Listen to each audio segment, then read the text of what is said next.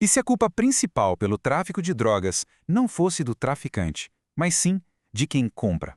Pois é, a gente vai analisar agora uma teoria bem controversa que via essa discussão de cabeça para baixo. A ideia é simples, direta e com certeza vai deixar muita gente pensando. A tese central da fonte é sair na lata, sem filtro nenhum. A culpa pelo tráfico é, fundamentalmente, de quem consome. É uma acusação pesada, né? E é a partir daqui que a gente vai começar a desemaranhar o raciocínio por trás dessa afirmação. Ok, beleza, mas como é que uma acusação desse calibre se sustenta? Qual é a lógica? É exatamente isso que a gente vai fazer agora. Vamos dar uma olhada, passo a passo, em como esse argumento é construído sem fazer juízo de valor, só entendendo a estrutura dele. Normalmente, a gente está acostumado a ver o usuário como uma vítima, né? Vítima do sistema, de uma doença, enfim. Só que a fonte que a gente está analisando aqui simplesmente joga essa ideia pela janela. Nessa perspectiva, o consumidor sai desse papel de vítima e passa a ser visto como a causa principal, a peça que, no fim das contas, alimenta todo o problema. E para justificar essa acusação toda, o argumento usa uma coisa que, olha, todo mundo já ouviu falar, a lei da oferta e da demanda. É pura economia, bem simples mesmo. Então a grande questão que essa fonte coloca na mesa é: quem é que realmente dá a partida nesse motor todo? O que faz o tráfego girar? E a resposta, segundo essa lógica, é bem direta. O poder não está na mão de quem vende, está na mão de quem compra. Olha só como a lógica é construída. O traficante nesse cenário é só uma consequência, um sintoma do problema, sabe? Ele só está ali porque tem gente querendo comprar. A causa de verdade, a força que cria e mantém o mercado de pé, seria a demanda. É simples. Se ninguém comprasse, não teria para quem vender. O negócio acabaria.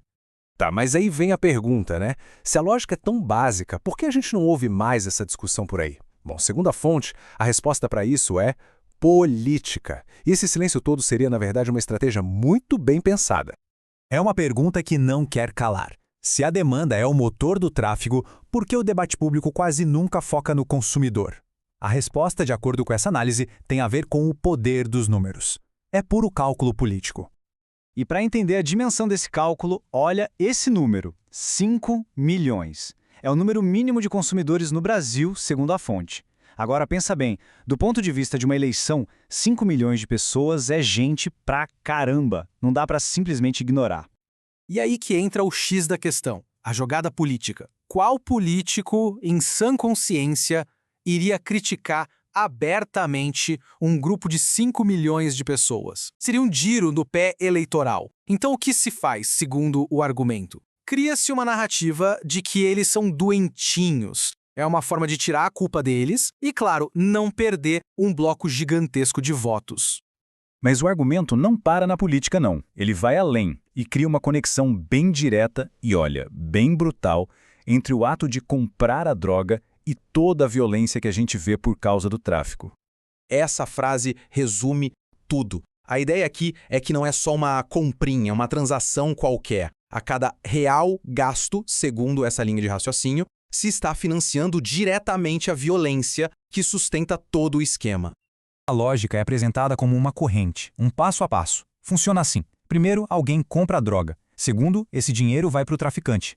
Terceiro, o traficante usa esse dinheiro para ficar mais forte. E quarto, ele comete atos violentos. A conclusão da fonte é clara. Quem paga por isso tudo também tem uma parcela de culpa na violência que resulta daí. E para fechar essa análise, a gente precisa olhar para um detalhe que faz toda a diferença. Não é só o que a fonte diz, mas como ela diz. O tom da mensagem aqui é fundamental.